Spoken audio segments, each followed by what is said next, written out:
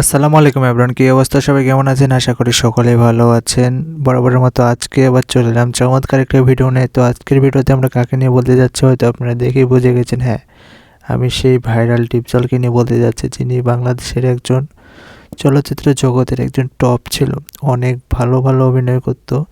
মুভিতে হয়তো আপনারা দেখছেন অনেক দিন আগে, কিন্তু বর্তমানে বাংলাদেশের মুভিতে তাকে আর দেখা যায় না, কারণ তার অনেক বয়স হয়েছে এখন বর্তমান। তার কিন্তু অভিনয় করতে হবে এর কোনো মানে নাই। সে কিন্তু ঢাকাতে অনেকটা জনপ্রিয় একজন মানুষ এবং তার কিন্তু অবস্থান কিন্তু অনেকটা ভালো। এবং আমার কিন্তু মুভি কিন্তু অনেক ভালো লাগতো। আগে কিন্তু দেখতেন হয়তো সিনেমাতে কিন্তু ভিলেনের পার্ট করতাম। আরে ভাই, ওইটা কিন্তু এখনও যে মুভিগুলো হিট, তার ডায়লগ, কিছু কিছু ডায়লগ আছে এতটাই জোশ, মানে মাঝে মধ্যে আমি ডায়লগগুলো মারি আর কি। তো ডিপজলকে কারা কারা পছন্দ করেন সবাই কমেন্টে জানাবেন। চলচ্চিত্র জগতের ডিপজল কিন্তু আমার অনেক ভালো লাগে।